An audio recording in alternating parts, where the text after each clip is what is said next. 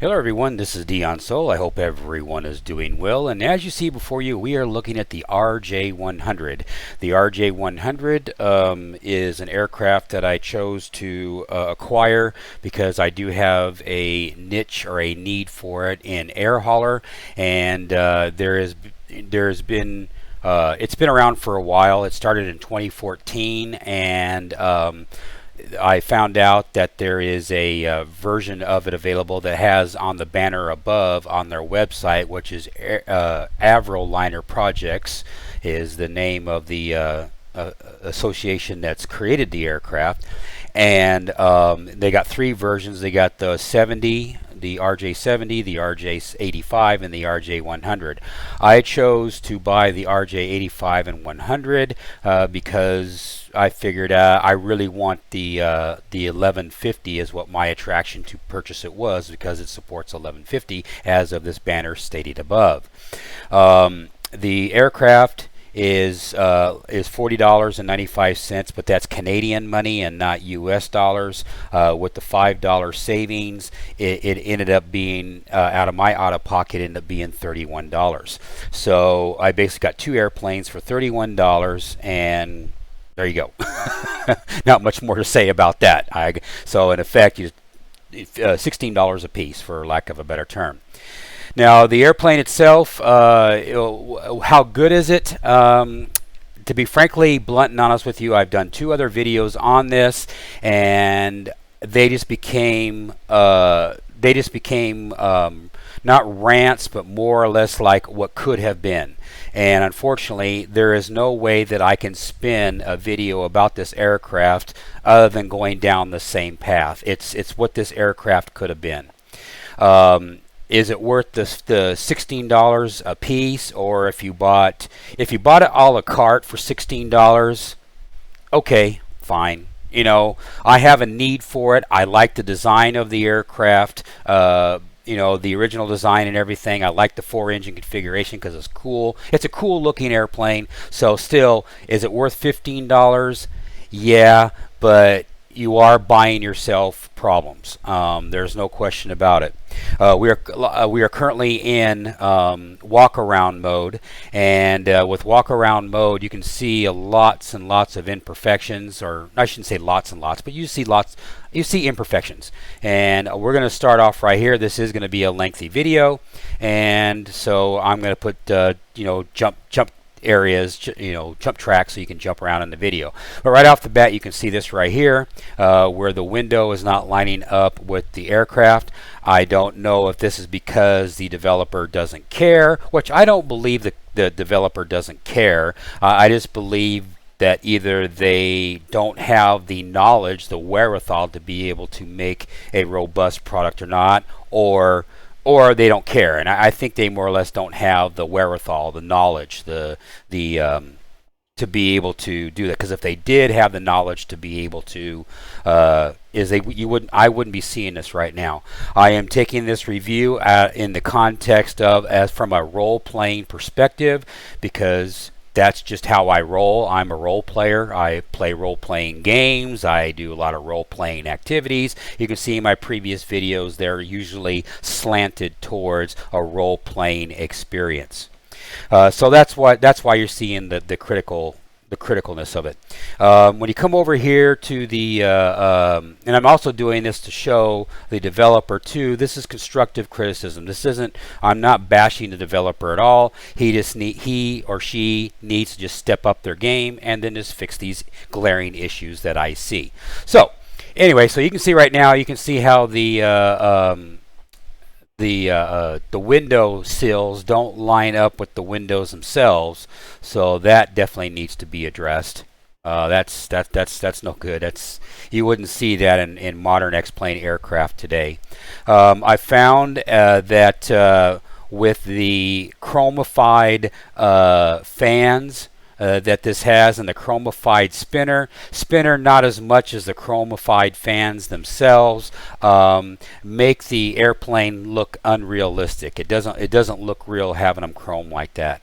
I wish the developer would have made them. I'm going to see if, because I painted the airplane, my solo salute wings, I'm going to see if I can get in there and fix that and make that a black or something. I'm gonna work on that.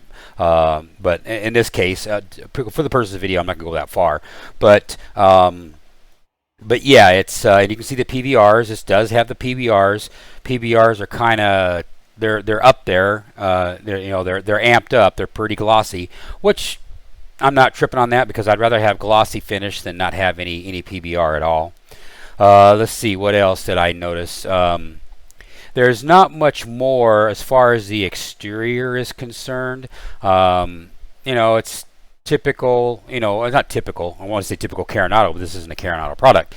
The reverser, which is what the tail is right here, does work, and it works fine. The airplane flies, which I'll probably say again in the course of this video. The airplane flies just fine. The airplane, when you're in the air and you fly it, it's fine. The autopilot is hit and miss at times. Now, I am using the GTN 750 for full disclosure, and with the GTN 750, it's like the autopilot is slow to be able to respond. So I don't know why that is, but it does work. I mean, I've done several flights now with the GTN 750 as a 2D. I wish the developer would integrate the GTN 750 into the pedestal. Now, I know somebody's going to say, well, that doesn't make it realistic. That's not how it was. And to be frankly blunt and honest, I don't really care. I mean, I'm the customer. That's what I want. So I'm paying the money. So I would wish that they would, or he or she would do that. But really, those are really the only, on the exterior, that's really the only glaring issues. I'm not really tripping on the detail of the lines and everything. I mean, you can see when you get close like this, you can see how they degrade and whatnot. I'm not tripping on that at all because Carenado aircraft do the same thing. It's like baked on, it's like baked on graphics. You can see right here, this is definitely looks like baked on graphics. It doesn't have any 3D, doesn't have any depth to it. But Carenado does the same thing, so I'm not tripping on that. Now, as far as opening the cargo doors, the instructions say that you can, by hitting F1, F2, and I think F6, I don't remember what it was offhand, but when you hit these keys, you're able to open the cockpit door, and you're also able to open the cargos, and you're also able to open the doors and the air stairs. Well, I found with this 1150 patch that this has, those don't work anymore. So I basically went through trial and error and found via either the sliders menu, which you can go over here and go over to keyboard, and you just type in slide and the sliders menu, and you can find, and I went through every one of these, and I found the only one, which is the F4, and that opens up the cargo, or the crew door, the cockpit door. That's what that's what I have assigned. But all the rest of these do not have any functions. Also, if you type in X-Plane 11 beta, if you type in the word door, if I can't even type it, there's where you actually do the stairs and open the door, and also open up the cargo doors. Now, I wish the developer would have not used the door, this door set here, and just use the slider set. And the reason why I say that is because the slider set is a toggle. Every one of these is an actual toggle. Press the button once, it does the action. Press the button again, it closes the action. It opens the action, closes the action. Hence you say on and off control. So every one of these is a toggle. And when you're opening and closing doors, that's what you're doing. You're opening and closing the doors. So I wish that the developer would have programmed it to where all the doors and everything were assigned to the sliders as opposed to the F keys, or the other ones, the door sets. I assign the F keys to be able to do the test, because you see right now what I have to do is, I'll give you an example right here. Right now we are, well, okay, I just screwed that up. Okay, well, we're inside. So, okay, right now we are inside, and we might as well go with that. The door is currently closed right now. Well, if I hit F4, which is the slider, it just opens. Now, it doesn't have a nice animation of opening, but again, this airplane is $16 if you buy a set. If you buy it a la carte, then of course it's $31 by itself. It's not worth $31. I'll tell you that right now. And I'm sad to say that, because I'm sure the developer has put his or her time invested in making this airplane, and I don't want to throw any shade onto the developer, because you put a lot of time and investment in this, but having it like that is kind of it's kind of I mean, it closes, it does the function, don't get me wrong, but because we're already inside here, the door is currently open here, and you'll see right here when I hit the F4 key how the switch opens and closes, and you can open and close the door with the switch as well. So anyway, now the first thing you notice right here when I come out right here, look at this. But I'm coming out of here. If I'm gonna, if I'm gonna get up and set up, look what I see right off the bat. You already see sky. Like there is no graphic right here, and the developer definitely needs to tighten this up big time, and tighten that up and make that right, because that makes it, that's going to turn off future customers of your product. Having it like that. And you can see a little bit over there. Over here in the center of the screen, let me point it out here. My mouse is on, but you see a little bit of slim right here. This is not much, but you shouldn't see this. This should be tightened up big time. Down here around the cockpit itself, I don't see any problems with that. The cockpit looks fine. It's not Carinado quality, but he's only a one-person, or he or she's only a one-person operation from what I'm hearing. So I am not tripping on the fact that the quality of the cockpit is not as good as Carinado. I'm not tripping on that as far as visual representation, and I want to be clear on that. Visual representation, I'm not tripping on that at all. But you do see a little bit of bleed through of right here as well, and that sort of thing. So that needs to be tightened up as well. And like I say again, I hope the developer doesn't take this as a negative video, because I'm not. I'm just demonstrating the obvious that needs to be fixed, and I want your product to be better. For one, I give you money, and two, I want you to succeed. I want you to make more airplanes. I want you to make the airplane. If this is your only airplane you're ever going to want to do, I want it to be as best and as realistic as possible. So I have that mindset, and I just want to be clear on that. Now, when you step in here, you'll see that it'll before you go through this curtain, a representation of a curtain, you'll see this stuff like this. That's not good.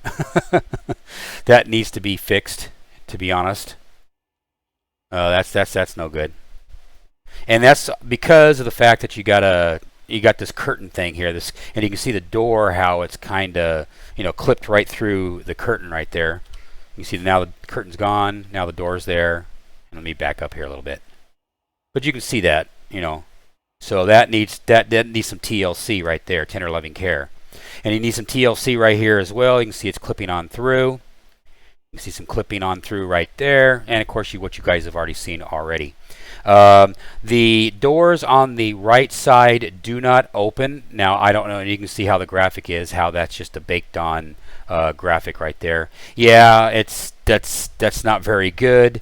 But again, this airplane, because I paid $15 for it effectively, I am not tripping on that. I'm not really complaining about that, but it does not look good, for sure. It does not look good. Now back here in the back, everything is, the seats and everything look all right. They're okay. Baked on textures again. No details. This may be because these are 2K textures instead of 4K textures. That might be the issue. I don't know. I didn't look to see what size or what kind of textures these were. These may be 2K textures, and that's why we're seeing what we're seeing. You can see that they tried to draw another deal of seats, which didn't happen, and you can see how this protrusion right here, I guess you can say, is overlapping and hiding the window and the overhead. And the overheads are just baked on textures as well. Again, I don't spend any time back here, so I'm not really tripping on this. I mean, this is, to me, having a thing in the back here for role-playing purposes is good, but it's more or less a bonus because we're spending all our time up into the cockpit. So I'm not really tripping a whole hell of a lot on this. None of the shades work. Again, not tripping because I'm never back here, so I don't really care all that much. I'm surprised that there isn't a row of seats back here, right here, because this airplane is advertised as 100 passengers, and when you count everything up, we're at 95, I believe, is what I counted. I believe I counted it was 95 passengers. It wasn't a full 100. I could be wrong in that assessment, and I'm sure somebody will correct me in the description down below or in the comments down below, and that's fine. If I'm wrong, I'm wrong. You know, I'm not tripping on that. But if I remember when I counted, it was only like 95. So we got 5 seats. We should have 2 right here, or 4 right here, and maybe 1 up in the front there, or something like that. And then you get your 100. When you go again, there's no clickable spots anywhere, which I didn't expect there to be. And also you got this baked on curtain, and you just have to clip right through it. And once you clip right through it, then we get stuff like this again. That needs some TLC, and that needs to be fixed. And then you got to go past it, and then all of a sudden, once you get past this area, then it kind of then it closes itself out, and then you got your air stairs, but you do see gaps right there. It's like, there wasn't wasn't care and attention to detail. Me, I'm the exact opposite. I do take care and attention to detail because I want to get my money's worth out of products that I buy. So this needs to be tightened up, obviously. There is no bathroom. I don't see any representation of a bathroom. I'm assuming that's what this another fake curtain is supposed to be, is probably the lavatory. And of course, once you get out here, there is no lavatory. Again, I don't really care because I'm not back here doing that. But, attention to detail. Attention to detail. Door, same scenario, baked on texture, no, not 3D modeled. And that's probably the reason why these doors on this side don't work, because they're not 3D modeled. I mean, obviously. So anyway, let's go back over here. Let's go back inside here. And we're going to go ahead and jump back outside.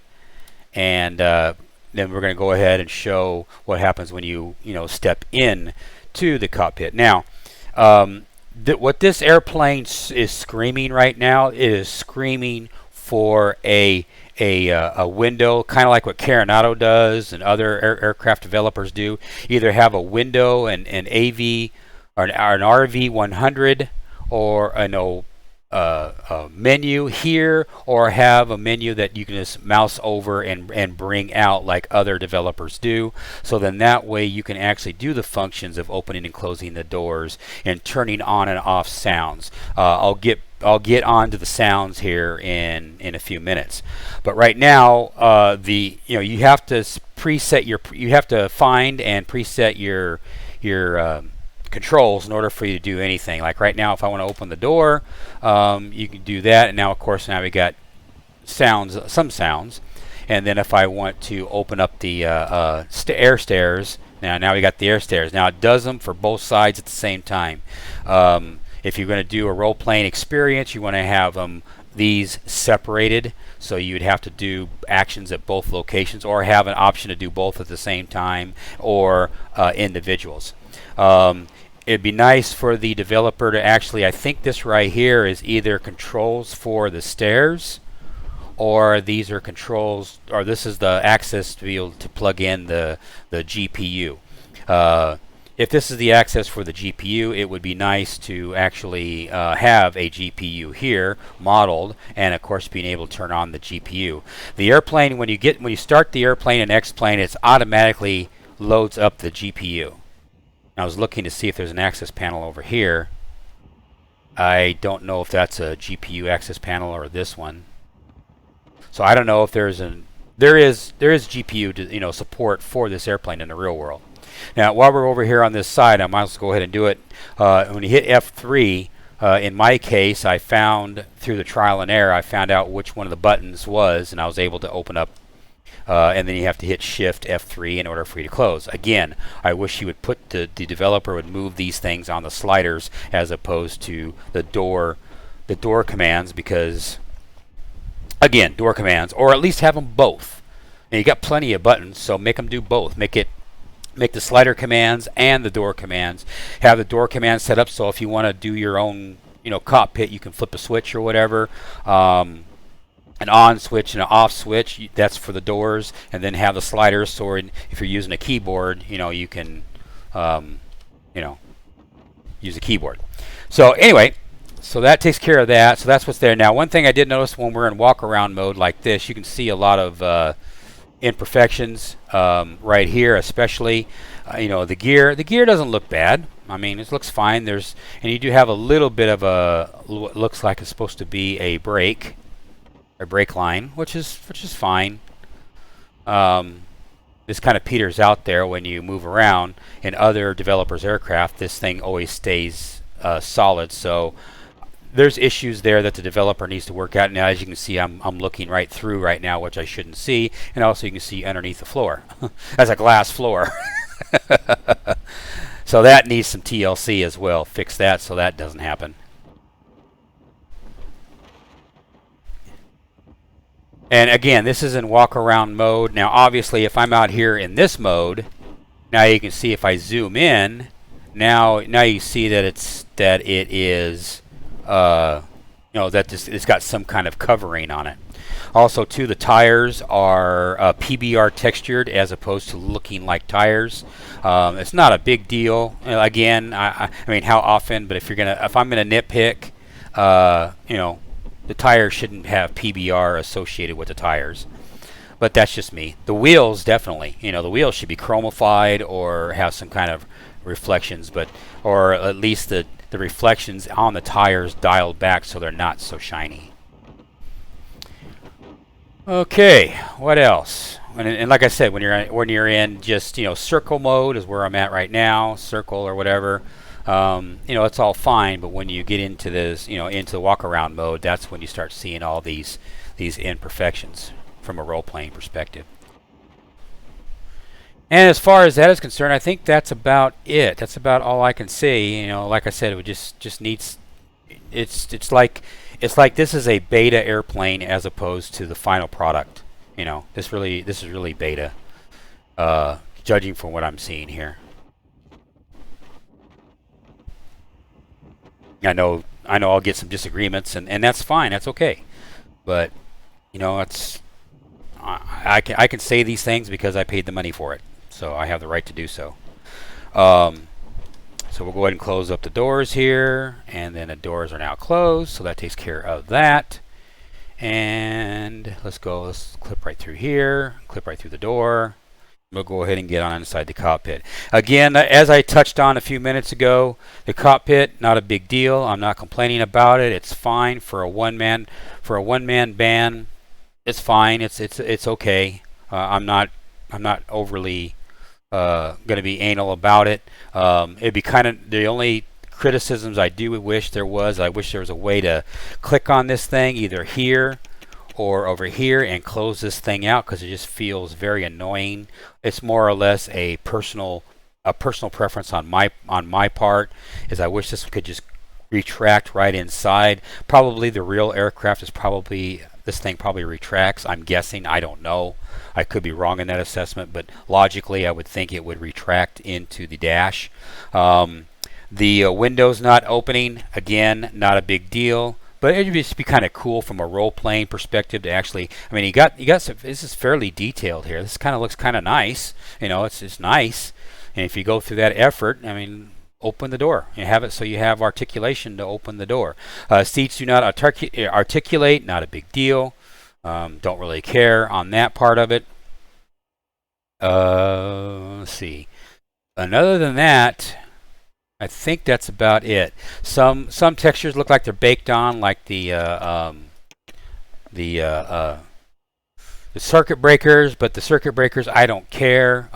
Circuit breakers are not that big a deal. I mean, you can tell it's baked on stuff here. I mean, he did take the time to articulate these, so he or she does have some knowledge and programming in articulating stuff. So it wouldn't take much effort. Well, it would take effort, but it would also take the effort to actually articulate the windows. If you're going to go that far, then sorry about that. I don't know if you guys heard the dogs barking or not, but anyway, so if they went through the effort of articulating these little things, there shouldn't be a stretch to be able to ask for the windows to articulate as well. As you can see, there is no there is no yoke, and I don't know where the yoke is. I know this airplane has got to have a yoke, but I have never found a button to be able to activate the yoke or bring the yoke up or not. So I don't know why this airplane does not have a yoke, but it doesn't have a yoke. If it had a side stick, then I wouldn't be tripping. Have a side stick right over here on the side or whatever. But there's no yoke, so that kind of kills the immersion factor a little bit. But oh well. Anyway, but so like I said, I've already got the I believe we don't have any. Let's see. It would be most helpful, and I would do it myself if I knew how. Is to be able to have a marker on this, because right now I know that. Matter of fact, we got, according to this, TR and T1 has actually got like what 60 something, and you can see the needle is kind of broken right there. That needs to be fixed. But you can see it's got like 60 or so amps. I don't even have anything turned on yet, and I've got power. The hertz has got like is indicating to me like there's no power. So I don't know what's up with that. If I move this around, you can move this around. There you go. You got to find the right hit box.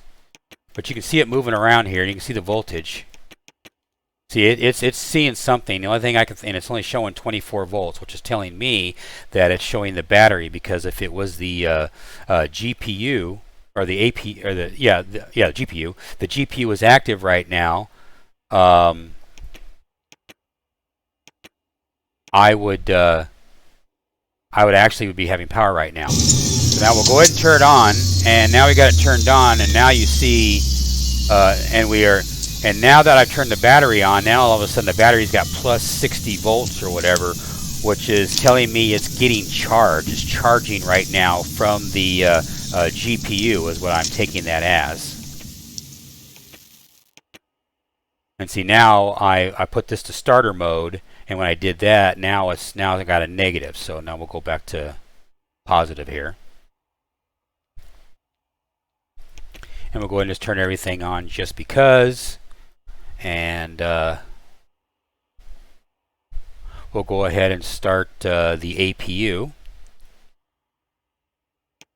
Hold 1000, 2, 1000, 3, 1000, 4, 1005, and there it goes.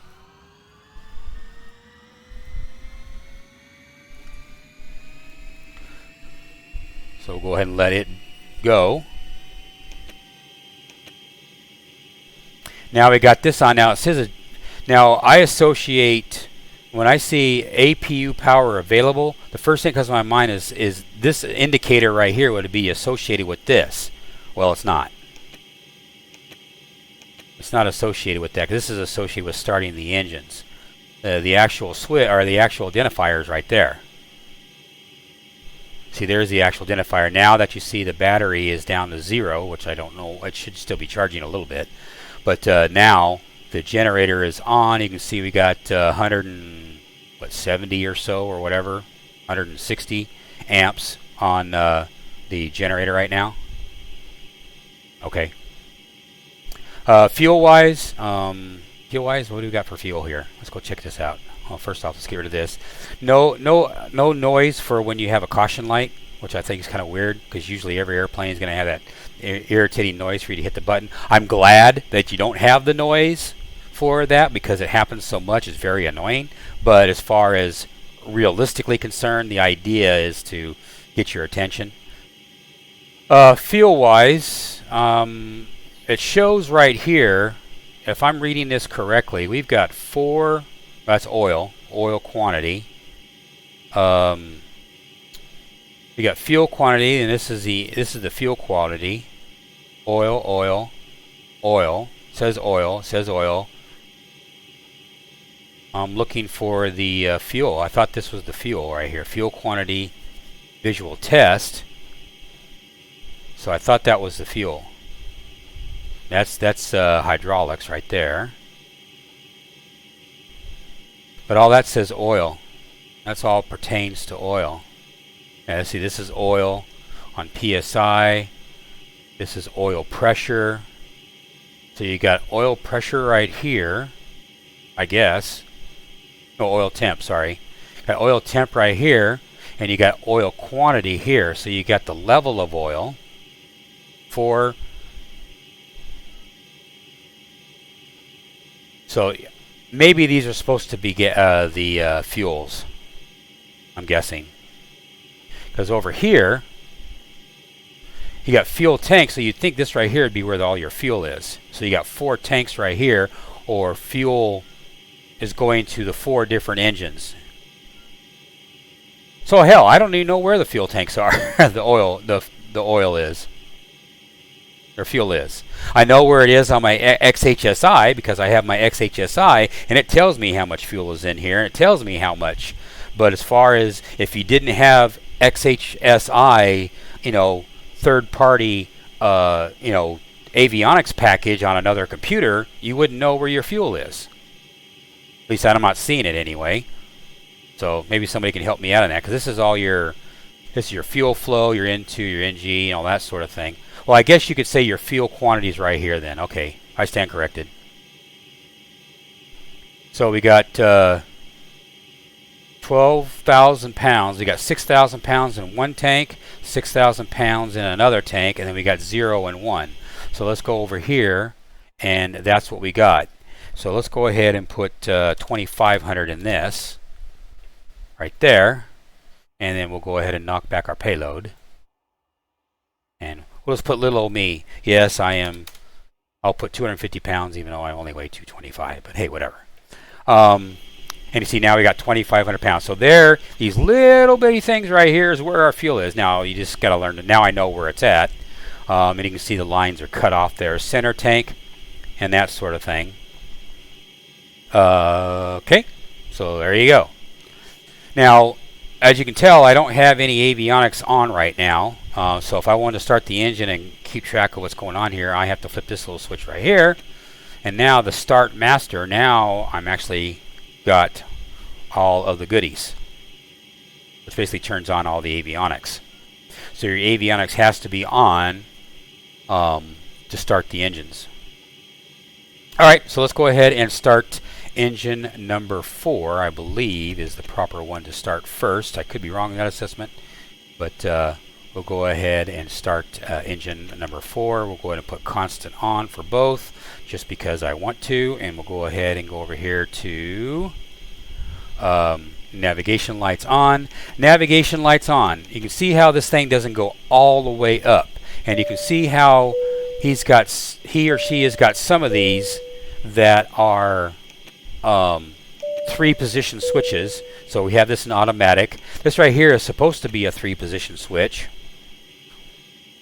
As you can see, arm on, and the 3-position does not work. It's either all on or all off on the cabin. It just should be arm.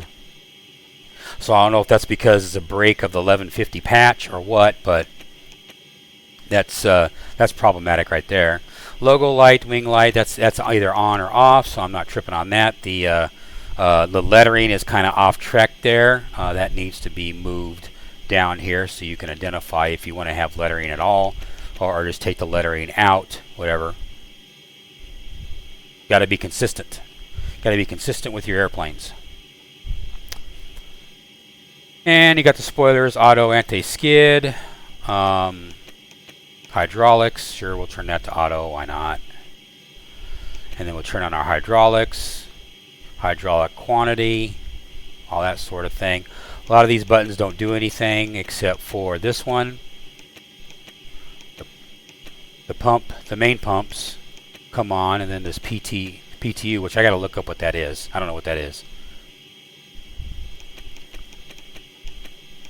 And this is supposed to be a 3-position switch, and it's either off or on or auto. There is no middle of the road there, so it's either all or nothing. This one does nothing. The yaw dampener is on. We can leave that off right now because we're not in the air. The fuel issue, the fuel selectors, the fuel issues. This airplane has a center tank, as we saw down here somewhere, wherever it was at. Now I just lost it. Down here has a center tank, but unfortunately the feed to the engines is only the left and the right tank. So I'm thinking the logic is that you have the center tank as your auxiliary tank that is, according to X-Plane's own documentation, is supposed to be constantly feeding when you're using PlaneMaker. When you have a tank designated as an auxiliary tank, what X-Plane's function is to constantly feed out of that auxiliary tank into the tanks that are the feeder tanks that go into the fuel system. The way this one is, it doesn't work that way, and I don't know if that's because if he's using, I don't even know if he's using Sassel. Are you? Yeah, you are using Sassel because this is here. So you are using Sassel. So maybe he needs to upgrade his Sassel on this airplane, because the way it is right now, when you drain both the left tank and the right tank, and in your case, looking at me on the video, the left tank and the right tank, what ends up happening is the engines die. All 4 of them just die. And when you flip over to crossfeed, you got to turn this on, or you turn this on, and you do the crossfeed thing. It'll feed fuel from the center tank to engines 1 and 2, meaning going from left to right. Well, my left to right, sitting here in the cockpit. Engines 1 and 2 will remain on if you hit the crossfeed. But over here, these engines will no longer get fuel, so the center tank is only feeding one set of engines. It's not. So it's configured wrong. It should be feeding either. If I okay, let me go ahead and turn this back off. If I flip this off and this left on right now, I should be, which it says left. It's feeding both left engines now. Well, that's dumb. It needs to be feeding engine number 1 and engine number 4. And then if I turn that off and I flip this one on, and then and if I click on, like I say, the right one, it should be feeding engine number 2 and engine number 3, or whatever combinations. I personally would think logically you would have the like in a Boeing, you would have both fuels on the wings feeding to, or as auxiliary or whatever, to the center tank. So you have your center of gravity and everything. Your fuel is all in the center of the aircraft, and have the center of the aircraft be the feeding to all of the engines. So the developer, in my personal opinion, has got the fuel setup not correctly. Now I know this went way over some people's heads, but I've been sitting here trying to fix on my own using PlaneMaker, loading up the ACF file in PlaneMaker and trying to fix it so I don't run out of fuel when you're in flight. And right now you just have the only usable fuel you have is the left tank and the right tank, and that's it. Now granted, that's fine if you're a small little general aviation aircraft, but when you're in a big engine, when you're in heavy metal like this, you want all your tanks to work, or just take the tank out. Get rid of the tank then. If you're only going to have your left wing and your right wing, then get rid of the center then, because the center, based on this logic right now, is worthless. It's no good. I'm sorry to say. It's just no good. That's the impression, or that's what I have found. Now, I'm sure the developer is going to come back in the description and say, no, Dion, you're wrong. This is how I had it set up, and that's perfectly fine. Because maybe I don't understand the logic that he was going for, and that's cool. But regardless, it should automatically feed from the center tanks into the left and the right tank, and right now I can't get it to do it. Even if I do it, or it just doesn't work. You know, it will not center. I have not been able to, if I just leave everything at stock, just turn these on right here, make sure that these right here are on here, and shut that off and just say go. See, it says left and right auxiliary tanks are not empty. Well, those are actually the wing tanks, because when those go, the airplane dies in the current configuration. Now, I don't know, again, that's probably a Sassel thing, that he needs to relook at the Sassel thing, or get rid of Sassel and use something else, C++ or something else like everybody else is doing. There's a lot of people that are going away from Sassel programming, and they're just using C++ because it is more, it's more friendly to different configurations of X-Plane. At least that's what I've been told anyway. So. But hey, you do what you do. Sassel is still being used. Don't get me wrong. Carenado uses it all the time. But the fuel is the biggest problem when you're flying this airplane. Is the biggest problem with this airplane is the fuel distribution, and the fact that you really you basically fill your wings up full. And just make sure you fill your wings up, and just make sure you have enough fuel to get from point A to point B, which is standard practice. I know. The electrical system has kind of got a little bit of issues too. It's not that it doesn't work; it's just that it's funky. Like I say, this thing right here should have some kind of identifier on it to tell me that, okay, right now I'm on the external DC power, or I'm on TR1, TR2. There should be some kind of a marker on this knob so I know where I'm at. This one right here doesn't even work at all. It makes the noise, but doesn't even do anything. So whether that's intended or not, it should be intended because it says AC. So it should be, this is your DC thing telling me what's going on with the DC, and this is the AC, what's going on with the AC. As you can see right now, right now we should be at 400 hertz, and we're not getting that because I don't have the ability to adjust it accordingly to be able to get it to where it needs to be. Does all this disrupt my operation of the aircraft itself? No, it does not. But if you put it in here, it should work. That's basically all I'm saying. If you put it in here, it should work. Anti-icing stuff, I have not been in icing conditions to find out if that even works or not, so I don't know. The pitot heats, yeah, they work. And how I know the pitot heats work is I see on my XHSI stuff, my pitot heat annunciator button goes off. And also, I think there's an annunciator button somewhere here too, where it would tell you. I don't know where it's at, but I think I remember seeing one somewhere. There is an annunciator button somewhere that tells you that it's working. I thought it would be right here. See, like right now, with these annunciators being off right now, you would think it would say pitot 1, pitot 2 would be illuminated saying, hey, your annunciator is not working. Your pitots are not turned on right now. So, and then our air, we can go and put our air out. Also, too, it defaults the APU air to the air system. It automatically comes on.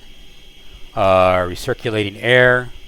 I think it does have a sound. It sounds like it has a sound right here. Pressurization wise, we can jump on a pressurization limit. You give me like I can do something here, but you can see it's not doing anything. So there's issues there. I should be able to set my altitude, or my landing altitude at like it says LAND altitude. I should say if I'm going 6,000 feet, I should be able to rotate this and put in 6,000 feet right here, and then let it do its thing. And it's not doing that, so that's a problem. Automatics for our temperatures. So that's that, and I'm seeing something funky going on right there. I don't know what the heck that is. Okay, I see what it's doing. So I guess it's got some kind of a little gauge right here that's kind of overlapping on this switch, which is kind of weird. Oh, I see what it's doing. It's actually taking the needle from right here and it's putting it over here. Okay, don't know why that's happening. Is it killing the immersion factor? Yeah, it's killing the immersion factor. Is it killing my fact that I can't fly the airplane? No. Cabin fan, no worky, no worky. Flight deck temperature auto, no worky. I guess it's because this is on. If I turn that off, no, we still don't have anything working there. So no worky there. If you go through the effort of making the switches, it should work. Just say it. That's all I'm saying. We already talked about this a little bit about the about all this stuff right here. Like I say again, these push buttons, I don't really care about the those. The fires work, so I'm not going to press them because I don't want to work my flight here. Avionics does work. All that works. All right. So that's pretty much that. Down here, I'm trying to think if there's anything that needs to jump out at me. Clock's just a standard X-plane clock, nothing special there. The adjustment for the pedals, fine, whatever, nobody ever uses it. There is a slider, damn it. There is a slider key to open up these little, you can see right here where it gives you like some kind of an action that you can do.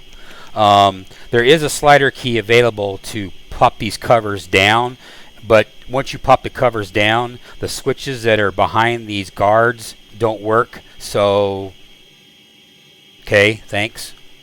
Nice. This right here does not work with 1150. I don't know what was here originally.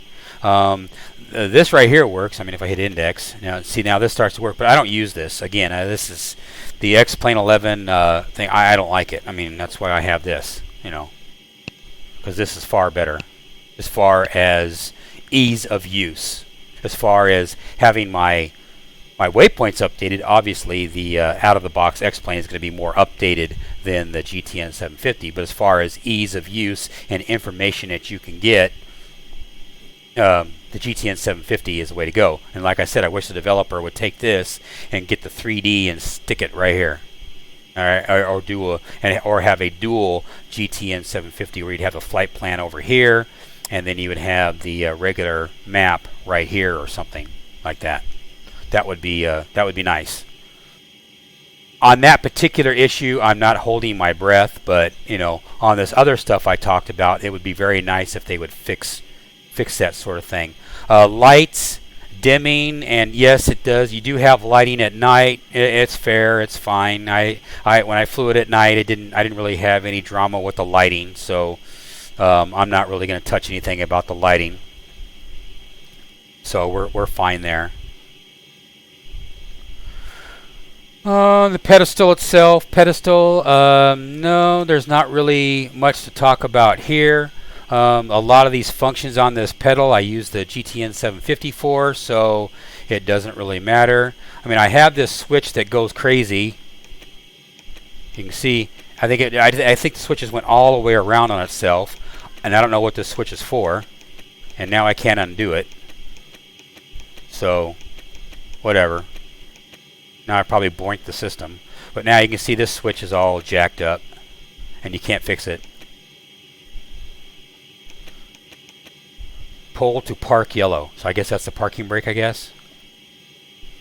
When you yeah,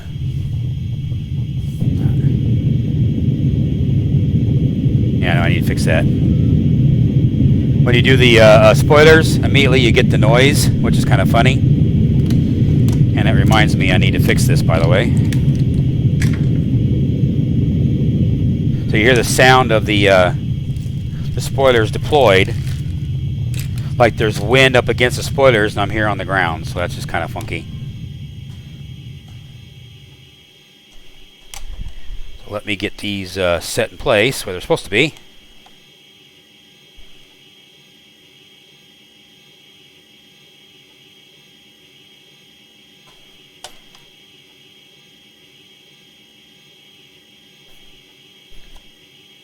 Alright.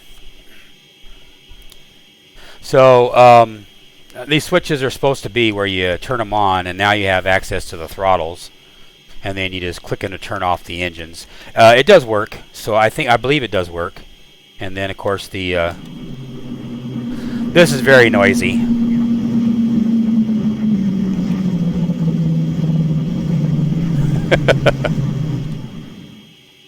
You can see they're down now. So if I want to bring them up, see, that's not too bad. You know, when you're sitting here inside the, this does not have F-mod, so this does not have F-mod sounds. This is still, at least I didn't see the F-mod,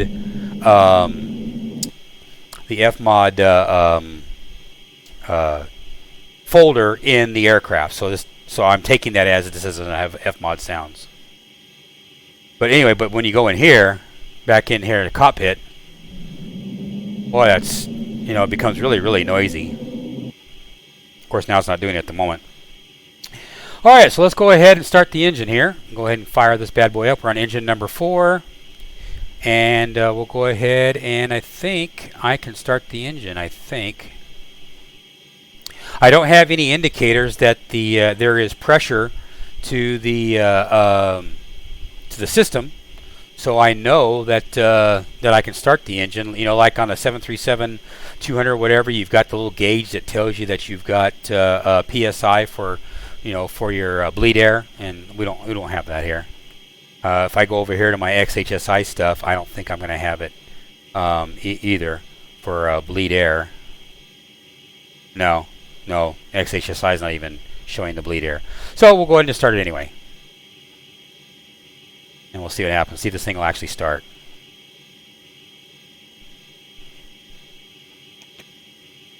And I also got the buttons pre-programmed as well. We'll see if the damn thing even starts.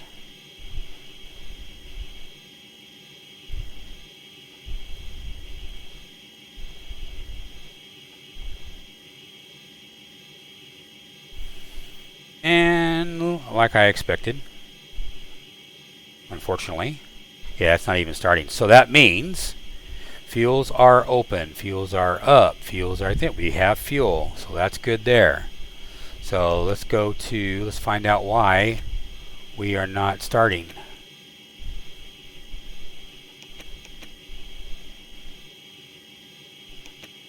Should be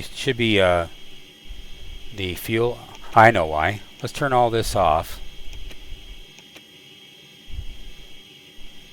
Let's turn all this off except for the starter, and we'll see if that starts.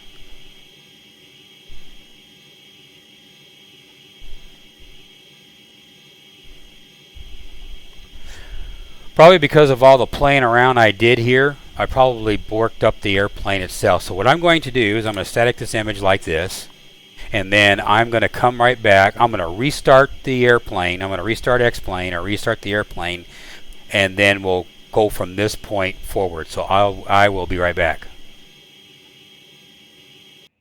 Okay, we are back. I restarted the sim, or the X-plane, and so now we're going to try it again. I'm going to bypass. I'm going to start engine number 1, and we're going to see if the damn thing starts. And as you can see, these are the configuration the way it is right now. I should turn on all these fuels like that. All these are on already, and that should be as far as I need to go. And you can see the battery is charging, which means it's getting power from an external source, but it's not getting it from the APU. The APU has got to be on.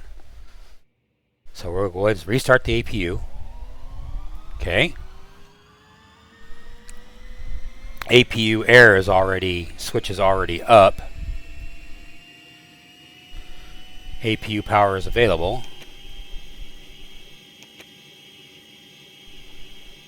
We want to start the damn thing. So what we're going to do is we're going to start engine number 1 because it's already set to engine number 1. So let's see what happens here. See, now it's starting. So during pushing all the buttons and stuff, borked something, I guess. Let's see if we get some fuel. Okay, fuel just went.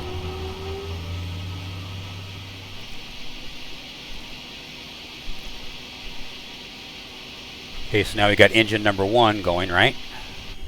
I have to zip on down here. Yeah, engine number 1's going. So that's going, all right. And now what we're going to do is we're going to start engine number. Now, if I should have a generator on right now, and I do, okay. So now we're going to. Now generator 4 is on for some reason. I don't want that on just yet. Okay, now we're going to start engine number 4.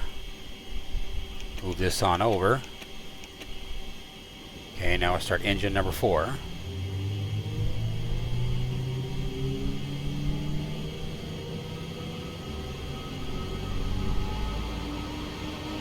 And see my temperature rise, and there's temperature is rising on engine number 4. All right.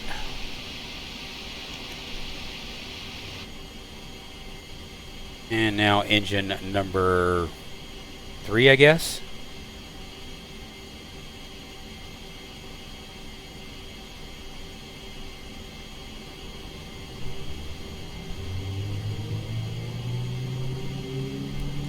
And you have to hold down the start switch in order for it to start.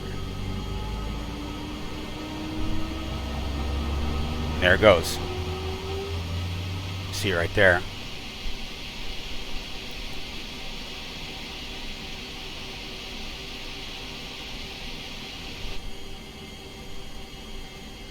Alright, and then finally engine number 2.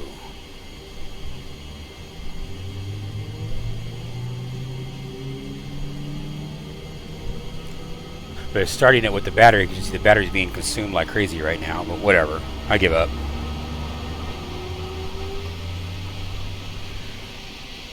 Alright, so now we should have all 4 engines working right now. So we'll take a look outside. And we do.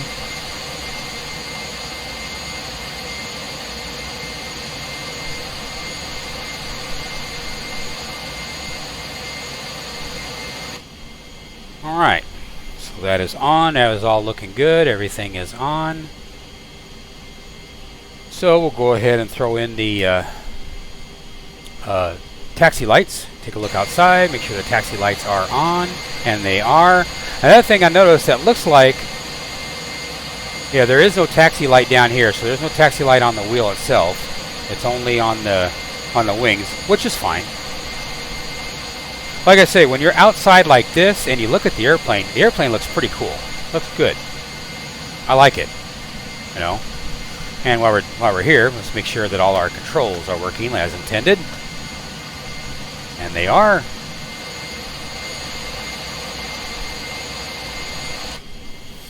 Flaps 1.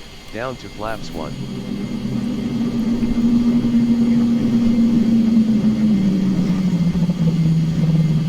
And those things are loud. So everything is good to go there. Everything is fine. And you see it's taking fuel from the left and the right tank, but nothing from the center tank. See the logic, like to beat a dead horse here, the logic needs to be, it needs to take that fuel from that center tank. If I tell it to do so, let's do that one. Let's see if you'll start to see this go down.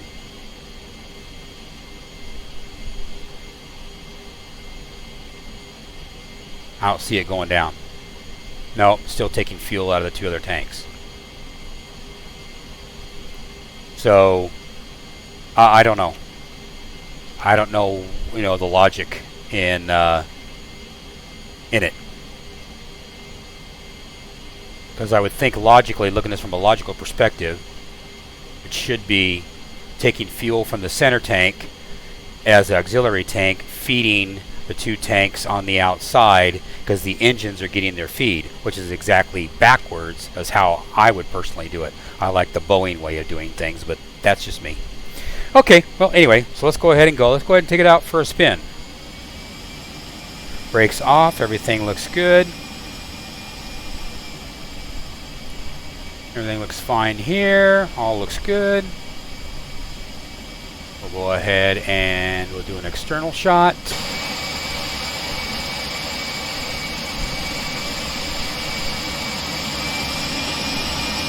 little far away there.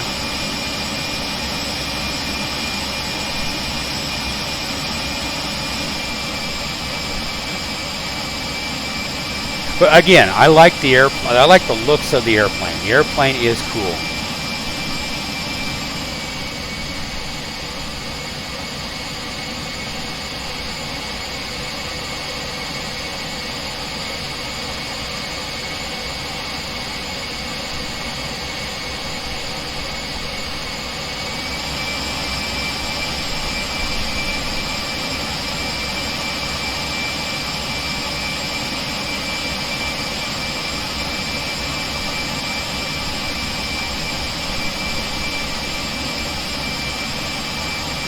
Neat looking airplane. Transponder.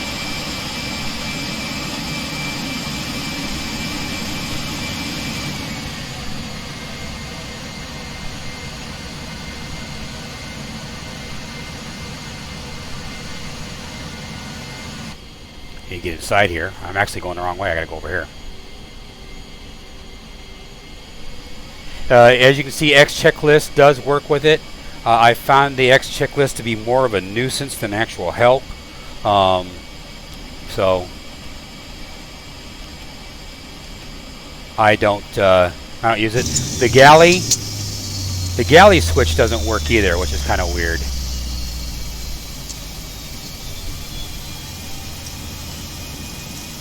And right now we are on battery for some reason.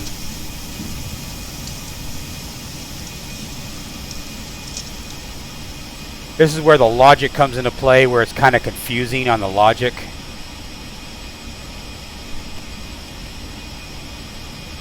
If I turn off the APU on 1002, 1003, 1004, 1005, now the APU should start to go down because I'm holding down that APU switch to turn it off, and it's not going off. Parking brake. Yeah. We're trying to turn off the APU right now.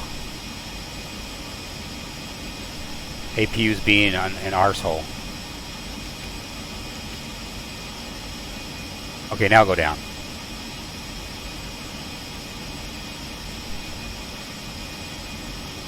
I have found that if I just say F it and just go about my business, eventually I do it the command to turn off, and then I go about my business, and magically it turns itself off. So, see, there it goes. Just turn itself off. I don't know.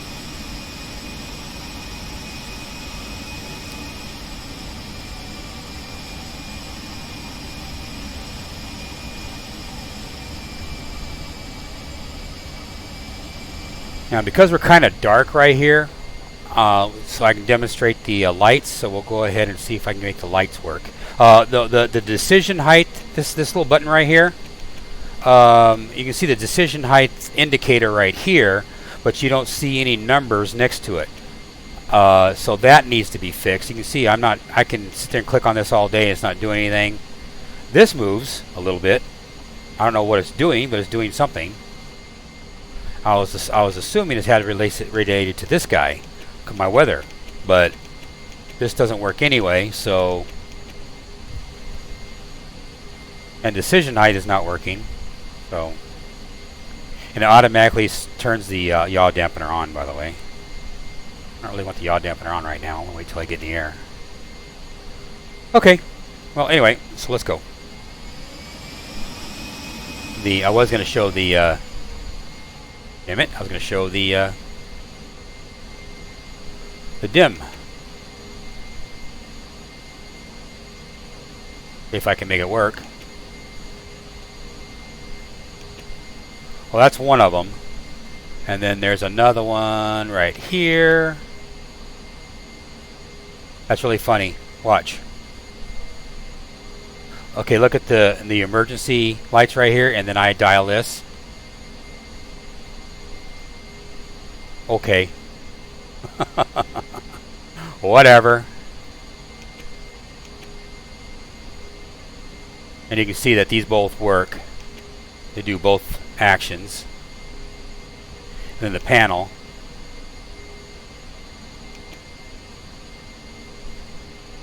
See, the panel actually works. You can see these things right here all dim out and stuff, which is cool. So that works fine. This thing right here, this right here just turns on and off the little lights, which is fine. Whatever. But I think it's kind of funny how this makes the emergency lights. Okay. Whatever. I'm not going to worry about it. Let's just go. Because the lights do work. You just got to finagle with it. And we'll go ahead and take off here. And then you turn off those, turn those on. And that on.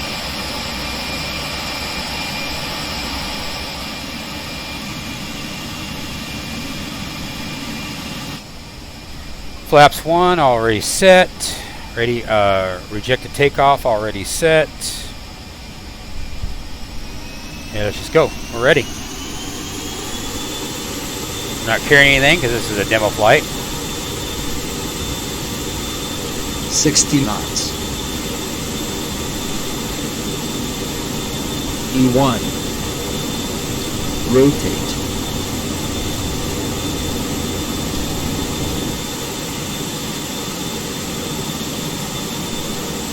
Positive climb, gear up. Ladies and gentlemen, the captain has turned on the fasten seat belt sign. If you haven't already done so, please stow your carry-on luggage underneath the seat in front or in an overhead bin. Please take your seat and fasten your seatbelt. And also make sure your seat back and folding trays are in the full upright position. If you are seated next to an emergency exit, please read carefully the special instructions card located by your seat. If you do not wish to perform the functions described, You cannot turn that off, by the way.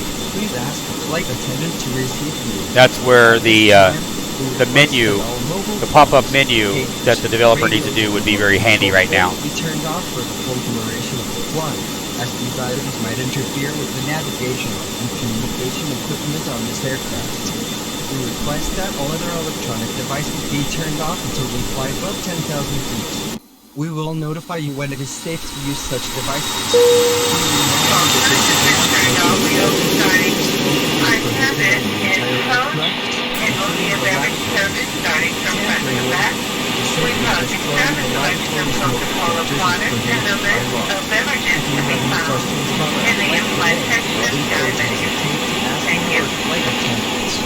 Thank you. So now what we're going to do is we're going to go over to just fly around a little bit. Normally when you get to 210 knots, 210 Here. knots. Flaps up. that's when you get the flaps up guy. Like, that's nice and all. It's just kind of like, that's cool, dude. I'll take care of it. Thank you. Appreciate you letting me know, but I got it. I got this.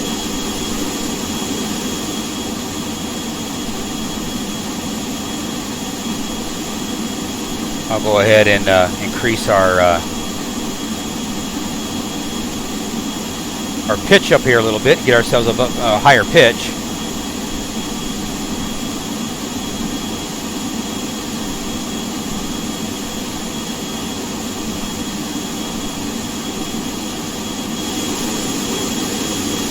And you can see that some of the invisibles are being visible, and I don't know what it is, but this line right here, you see that on all the way around the aircraft in certain situations, certain light, you'll see it. Really annoying. See it right there. That could be what I was talking about earlier at the start of the video with the,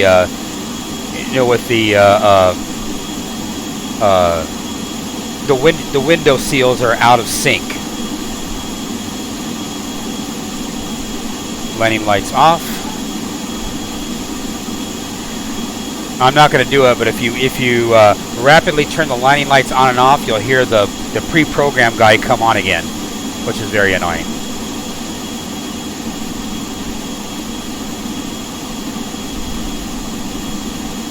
But we are in the air. We're flying. Like I said, the airplane is flyable. It flies, but it's got its issues. And if you have to restart a few times.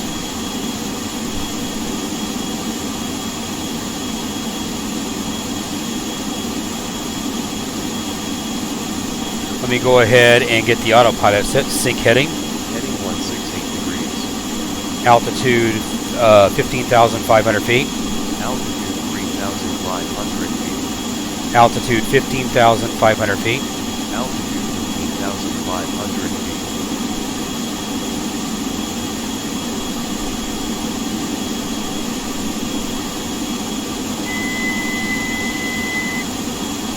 Autopilot is now on. We're going to try to get this thing to get us to settle out.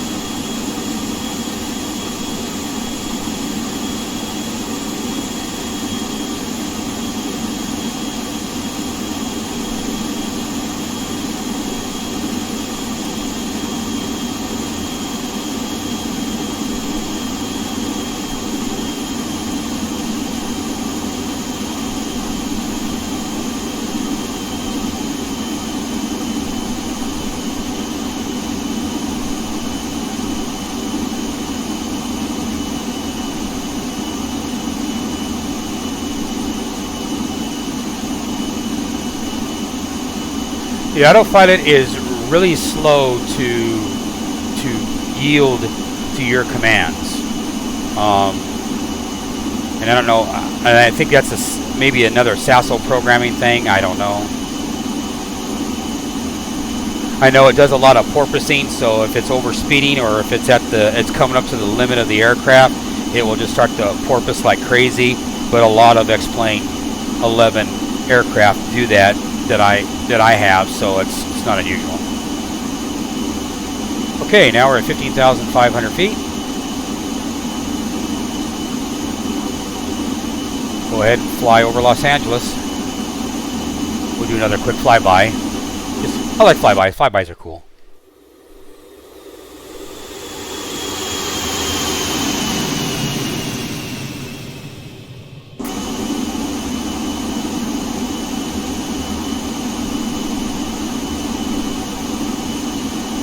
Let's go to Palm Springs.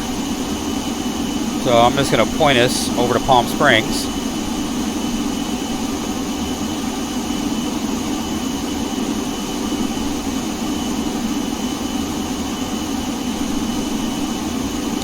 You can see the heat is very prevalent.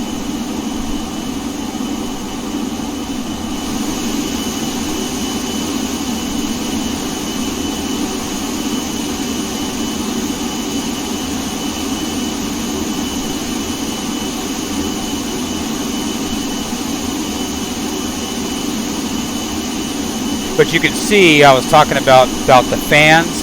They just don't look realistic at all. That doesn't look very good at all. The developer needs to go in and get rid of the PBR textures for that, or change it up to where that doesn't do it. I'll try it myself, but I can paint an airplane, but I'm pretty limited on what I can do.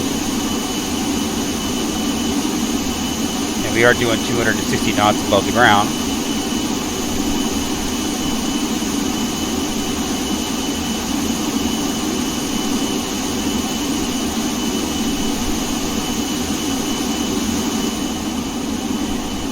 And so we're just cruising right along here. Now, I've been watching it.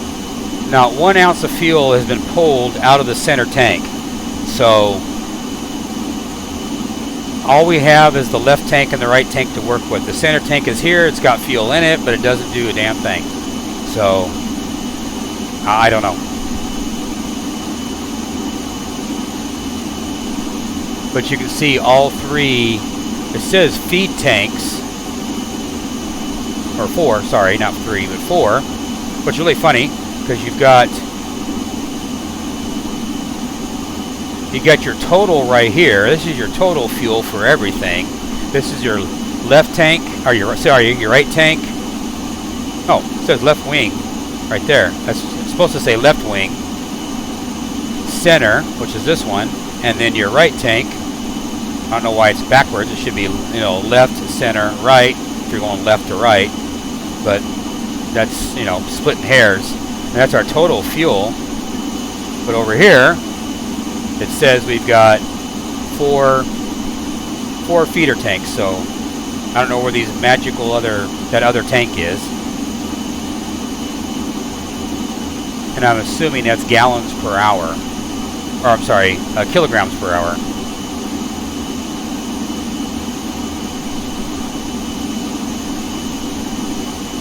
So we'll continue flying and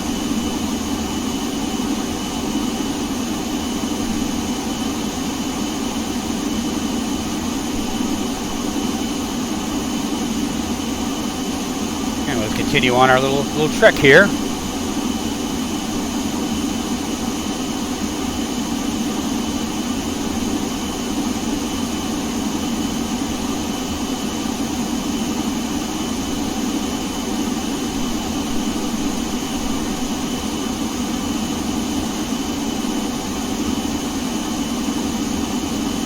Alright, sorry about that. I had to take care of some business there. But we're just kind of cruising anyway.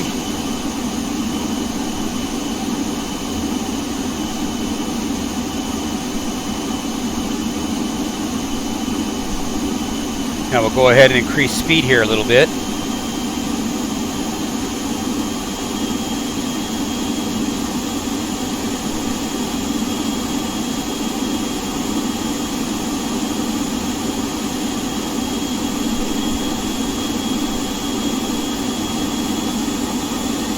I'm going to see if the autopilot can keep up with the speed. Right now it's not. It's trying to. I'm trying to make it up to 300 knots here, indicated. Which is, I'm going to try to get 400 knots over the ground. Is what my objective is.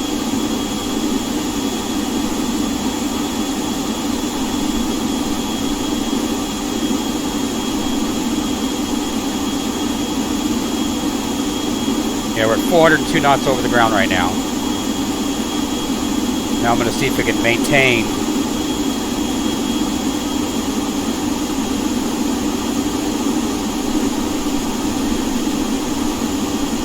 According to my XHSI, I'm doing 202 gallons on engine number 4, 189 on engine number 3, 198 on engine number 2, and 244 gallons an hour on engine number 1.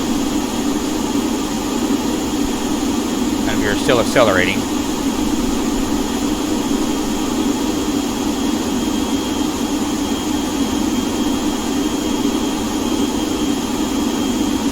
So anyway, I'm just going to go ahead and set this up, and then I'll do a voiceover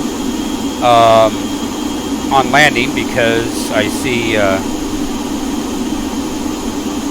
some things happening that I need to take care of. So that's what I'm going to do now, is I'll just do a voiceover and or land, and I'll do my final thoughts on a voiceover.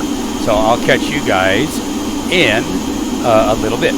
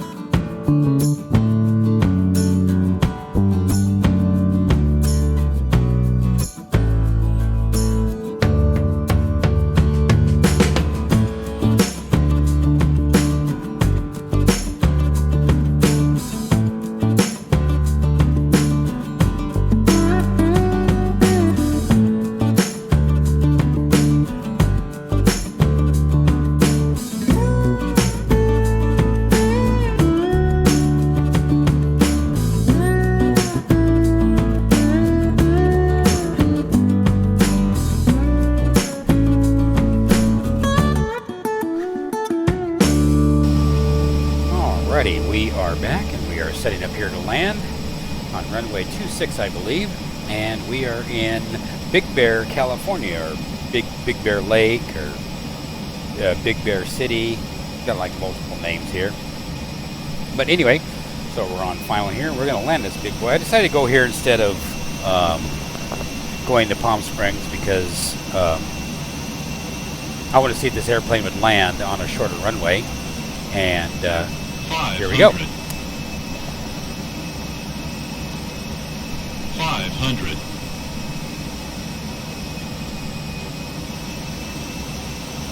100 above.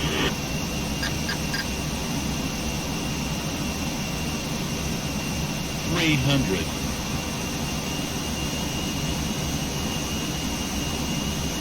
200.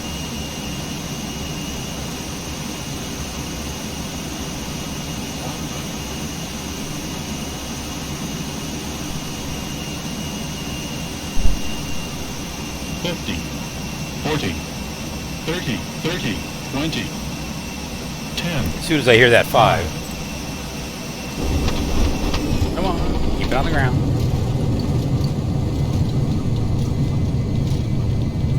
No problem. Now, like I said, like I've been repeating, the airplane flies just fine. No problems. Thrust levers for taxi. I'll speed up here real quick. There we go. Go ahead and do the shutdown procedure here real quick, and then go ahead and end this video here in a few minutes. I'm going to do some, go ahead and do some, you know, watch the landing.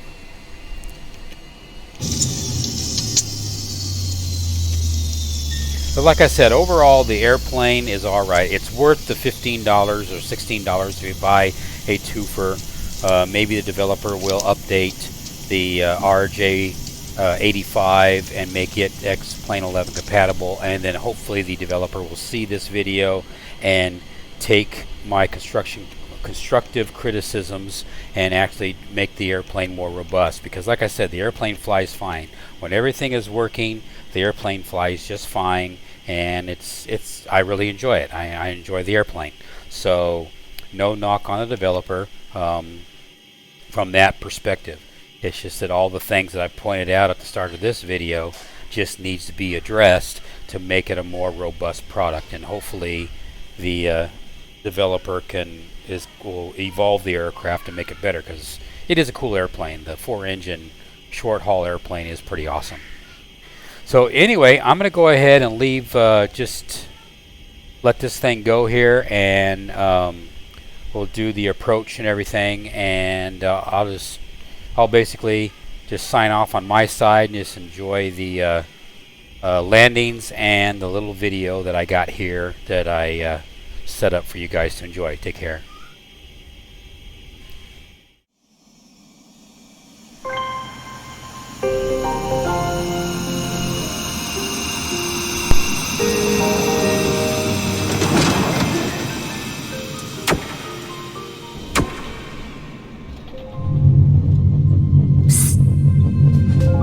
Hey, Avro, are you still up? Yeah. What's going on? I just can't fall asleep. Well, I guess you're just eager to fly. Absolutely. It's my first day tomorrow, and I can't wait to take off. Look at all that excitement. I can clearly recall my first flight for Swiss. And ever since then, I've loved seeing the world from above. bringing people together and working hand in hand with great crews. To me, this is what makes flying more than just a job. I'm not really sure what to expect. Everything's new for me. Don't worry about that. Experienced crews will be by your side. So, have you been to London City Airport before? Of course.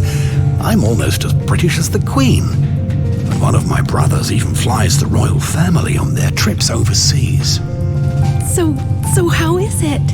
Well, it's challenging to say the least. You'll be impressed by the steep approach angle and the short runway you need to land on. But don't worry, your Swiss pilots will get you there safely. Sometimes though, well, let's put it this way. I've had my smoothest landings in other places. Sounds challenging. Trust me, you'll be a pro in no time. You're too kind. Thanks for making me feel so much better. And by the way, did I already tell you that I'm impressed by your 4 engines? Well, thank you. I'm still waiting for a sticker saying 4 engines for short haul. You're funny. And hey, nothing beats the good old air brake.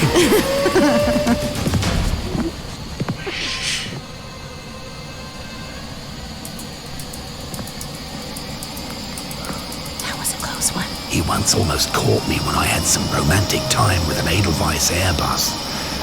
Unfortunately, not even my retractable stairs impressed her enough. And she fell in love with a crane instead. Oh, I'm sorry to hear. No, don't worry, that's long gone. I'm happy that the people at Swiss nominated you as my successor. You have so many great features. A neatly laid out cockpit, a spacious and bright cabin, and big windows for breathtaking views. You're flattering me.